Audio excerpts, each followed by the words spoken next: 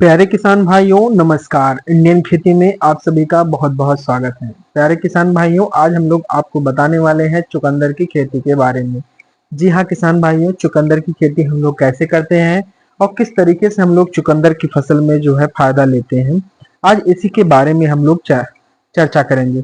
प्यारे किसान भाइयों, अगर आप हमारे चैनल में नए हैं तो आप हमारे चैनल को सब्सक्राइब करिए, लाइक करिए और हम जो है इस खेती के बारे में चर्चा करते हैं और रोज इसी तरीके से वीडियो हम आपके पास भेजते रहेंगे। जी हाँ किसान भाइयों, वीडियो में आप अंत तक बने रहें, आपको बहुत अच्छा लगेगा। लास्ट में हम बताएंगे कि आप लोग चुकंदर से किस तरीके से कितना फायदा ले सकते हैं। तो किसान भाइयों चले हम लोग शुरू करते हैं। किसान भाइयों, अगर हम लोग देखें तो भारत में उगाई जाने वाली जो हमारी किस्में हैं, इसकी खेती करने से पहले किसान भाइयों किसी भी चीज की हो तो आप जो है किस्मों का जो चयन है वो कर लेना चाहिए। तो हम आपको किस्मों के बारे में कुछ बताएंगे कि जो है कि भारत में कौन कौन सी किस्में जो है उगाई जाती हैं। तो पहली किस्म है डेटार्ट डार्क रेड, और दूसरी है मिस्र की कास्बी, और है किमिशन ग्लोब, अर्ली वंडर। ये जो है बड़ी टॉप की प्रजातियां हैं जो बढ़िया अच्छी तरीके से पैदावार देती हैं और जबरदस्त तरीके से।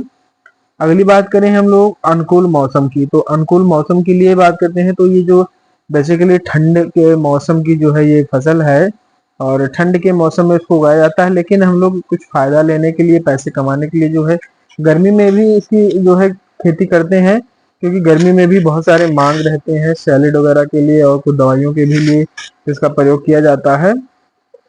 तो हम लोग गर्मी में भी इसकी फसल को हम लोग लगाते हैं। किसान भाइयों, अगली बात करें जो है कि हम लोग मिट्टी की, तो बलुई दोमट मिट्टी इसके लिए बहुत अच्छी मानी गई है। और अगली बात करें जो है कि इसका जो पीएच मान है 6.3 से 7.5 तक होना चाहिए। किसान भाइयों, बुआई की अगर हम लोग बात करें तो इसको बहुत ही बेहतर ढंग से बोना चाहिए।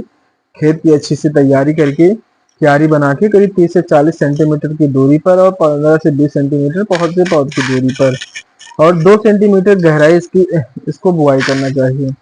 तो किसान भाइयों, अगली बात करें हम लोग तो बुआई से पहले 12 घंटे तक बीज को आप भिगा के रख लीजिए ताकि उसमें जर्मिनेशन अच्छा आ जाए। थोड़ा सा आप उसमें एफएसआरटी भी मिला सकते हैं, आपको बहुत ही बेहतरीन रिजल्ट देखने को मिलेगा। किसान भाइयों, अगली हम लोग बात करते हैं खाद की, तो खाद आपको 60 से 70 किलोग्राम नाइट्रोजन देना है, 100 से 120 किलोग्राम जो है आपको पोटाश देना है और 10 से 5 टन आप गोबर की खाद डाल दीजिए, जिससे कि आपकी मिट्टी की उर्वरता वो बढ़ जाएगी। किसान भाइयों, हम बताना चाहेंगे आपको सिंचाई की, तो आवश्यकता अनुसार इसमें सिंचाई करनी चाहिए। गर्मियों में ज्यादा सिंचाई करनी पड़ती है। कुछ किसान भाई हमारे हैं जो गर्मी में भी चुकंदर उगाते हैं। खरपतवार नियंत्रण का सबसे आसान तरीका है, मशीन की व्यवस्था है तो आप मशीन से कर सकते हैं, नहीं तो आप निराई गुड़ाई कर सकते हैं।